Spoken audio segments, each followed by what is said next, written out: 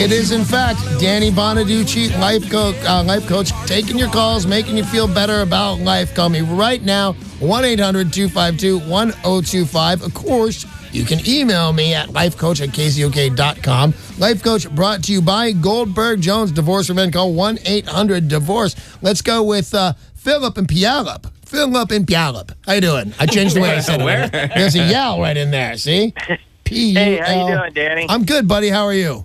Hey, I'm hanging in there. About a few months ago, my fiance, after over 2.5 years, well, coming up on 2.5 years, got angry at me and said I was irresponsible and told me to get out in the morning, and basically haven't talked to her since.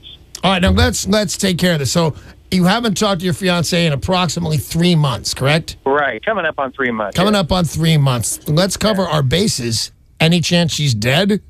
No. All right, just checking. Just checking. Any chance she's in jail? No, she's not in jail. She's a good lady. She's in school. I know that. You know she's okay then? Yeah. All right, so then specifically, what is your question for me? Because I have issues with your issues. What's your question for me? Well, just should I continue sitting by and waiting and see if she calls me and says, hey, let's work this out? Because I've tried contacting her, and she refuses to respond either by text or phone call. All right, here's what I think you should do. Do you like her, Philip? Oh, I love her to death. Okay, I think you should go on with your life. Leave that door open that if she gets it together, because who knows what she's going through, man. Most of the people I know in my life they've just fritzed out at some point. They just had a little breakdown. They've got to see the world. They're going to do this. The world's collapsing in on me. Philip wants too much of me. I'm not ready yet. So I would say 3 months is downright rude. So you move on like it's over. And if she calls and she says, I want to get back to you, I want to see you, that's up to you. Sound like you want that to work out. I would not. I think what she's done is pretty unseemly at the very least. I think you should be mad. You have every right to be mad. But if you're open, and if she called right now and said, hey, I'm sorry, and I have a decent explanation for not calling, would you get back together with her? I would tell her we need to go counseling, yeah. And you'd be absolutely, at the very least, you need to go to counseling. But I don't say completely call it over. It's a bad thing that she's done to you, Philip. But I think go on with your life, maybe meet new women. Whatever happens, happens. Now, she played a rough game here, so whatever happens, happens. But leave the door open. If she calls up and you still want to be with her, I'd be suspicious of her from now on. But you know what? The door's open. You can get back together if you want. But it's pretty much up to her is she going to call, but up to you, because you're going to go on with your life and maybe, and I hope you do, meet somebody else because you sound like a great guy. Hey, thanks for the call there, Philip. I appreciate it. I mean, is Philip really still engaged? No, he's a single man. Yeah, and so maybe he should get the ring back. He can't if she won't answer his phone call. Maybe she'll mail it to him. Maybe if he asks, she'll be like, oh, I'm sorry. Maybe. But do you want that girl then that gets back together with over the ring? No, you don't. Philip sounds like a great guy. He can do better than that. I think so, too. If you've got a question for Danny Bonaduce, he can help you. I can. Yeah. 800-252-1025 or lifecoach@KZOK.com. Remember, lie about your name or try to change your voice if you want to. That's fine. Robin in Seattle has sent an email. Okay, Robin. My boyfriend and I split up for 8 months or so. In that time, he lost his 2 kids to their druggy mom because he had nowhere to live. Then he stole $500 from my wallet and purchased train tickets for $480 with my credit card. He kept convincing me he's sorry. He's trying to do the right thing so we can move back in together.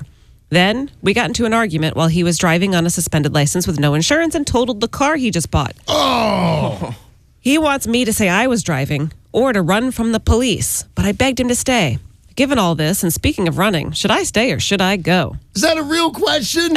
I know it's a song. Should I stay or should I go now? And the answer is no, you should go. This guy, and by the way, I just told, was it Philip? Mm-hmm. There's always an explanation. Something can happen. This can happen for a reason to your boyfriend or fiance, whatever it is. But this guy, there's not. He's a loser. And you want to get away from this guy as fast as you can. You know, it's not just the suspended license. It's not just an accident. Those things could happen to anybody. But all of them are happening to this guy because he doesn't take care of himself. He's losing his kids to his drugged out wife because he doesn't have a place to live. Start writing that stuff down in a pro and con list about this guy. And the con list is going to be way too long. And by the way, by the time you're done with it, he'll be a con because he's going to jail for probably crashing a car with no insurance on a suspended license. You need to run. Don't walk. Run away from this guy.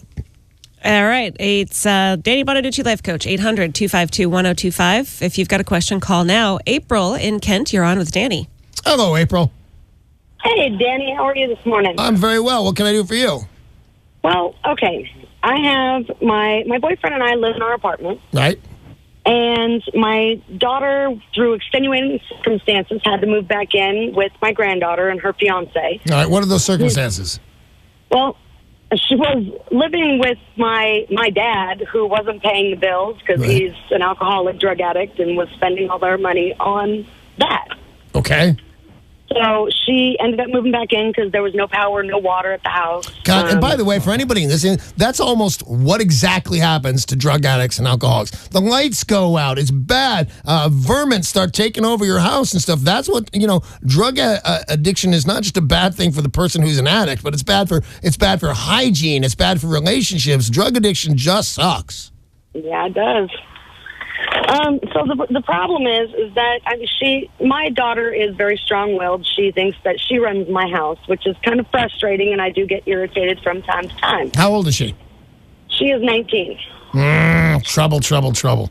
Yeah, well, and she's pregnant with her second child. Which, come on, April. I know. You raised her better than that. Yes, I did, but it is what it is. Okay, now I've said this before on this show. I'm not just saying this now. My daughter is 19 and a huge pain in the ass. She's not pregnant, but you know what? They're going through stuff at 19. And they think they know everything, and they don't. You got to look out for these kids. So, what is your question for me? Well, the problem is that now he's telling me that if I don't make her move out, then kick her out on the street basically because she has nowhere to go right now. That if she doesn't go, then he's going. All right, this is your boyfriend, and he's saying if your pregnant 19-year-old daughter doesn't go, he'll go. By the way, are there any kids involved in this house? Yeah, my 19-month-old grandbaby lives there too. That's the child of your daughter, the 19-year-old who's pregnant right now.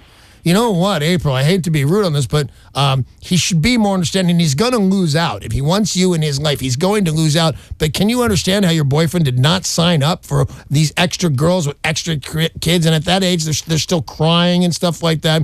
Your boyfriend has every right to feel that, a trust has been broken. This is not what he signed up for. Well, but see, that's the thing. We discussed it before they moved in. He's the one that said, yes, they could stay. He said they had 2 months, but during that time, she ended up getting fired from work. Yeah, it's always going to be something. It's always going to be something. And that one's not just your daughter. That's everybody's 19-year-old daughter. It's not skilled labor. She's a waitress somewhere, whatever she's doing. And these things come and go and people get fired. Do you believe your boyfriend will really move out? Yeah, I do. All right, well, here's my suggestion for you. You're going to have to cut a deal with him, but first of all, I don't think you'd be this far in a relationship with a guy who would cut and run on a 19-year-old girl who's pregnant with another daughter. I think if he said it was going to be 2 months, he's going to extend that. I'm positive of that. He's going to give you another 2 months, 3 months, maybe even 6 months. What are the odds if he gives the relationship another 6 months that your daughter finds other place to live, another job? Oh, yeah, I know she will. You know she will. Here's what I would say. Approach your boyfriend with this, that, hey, she's going to get a job really soon. She's just down on her luck with these kids. She needs a job to take care of these kids. Give her a few more months, honey. And I think that's exactly what he'll do because does he love you? Oh, yeah. Yeah, he's not going anywhere. He'll give you a couple more months for her to straighten out. And then does she, you said she's a good kid. She'll straighten things out. She'll get another job, right? Oh, she definitely will. All right, then this is going to work out. Just ask your boyfriend, say, don't be a jerk, man. She's my baby, and she's got a baby inside her. I love her. I can't do this right now. Give me a couple more months, and he will. He will. I promise you he will. You're going to call me back up in a few weeks. You know what? I approached him. I asked for, I said, come on, I mean the world to you. You mean the world to me. Give this a couple more months. She'll get a job, and then she'll move out on her own. That's exactly what will happen. I can't wait to hear from you there, April, and thank you very much for the phone call. We've got time for an email on Danny Bonaduce, Life Coach. This is from Anonymous in Olympia. I work for a state agency in a customer service-oriented position. My coworker has repeatedly bullied me into doing unethical things. She is very passive-aggressive and manipulative. This coworker also happens to be the personal assistant of a high-level administrator in this agency. I brought these concerns to my supervisor, but when asked to provide unethical service again, I receive very little support from my supervisor. I'm a single mom, and I can't afford to lose my job, but what should I do? I'm going to have to do something that is abhorrent to me, and that is, going to go with the flow a little bit on this because you don't want to go out right now. You got a life to lead, there are bills to pay. But here's what I always say. Never look for a new job after you've quit. Never quit your job before you got a new one. Hit the pavement right now, hit the one ads right now, and get a better job because you want out of this place. People are doing unethical things. You told your boss about the unethical things, nothing happened. You're going to get sucked into this way of life, and you don't want that. So my advice is fairly easy, and that is look for another job and look for another job right now while you still have this one. You don't have to love your job, but don't quit it till you got the new one. Hey, thank you very much for the emails and the phone calls. That's all the time we have for Danny Bonaduce, life coach. Danny Bonaduce, life coach, brought to you by Goldberg Jones Divorce Ribbon. Call 1-800-DIVORCE.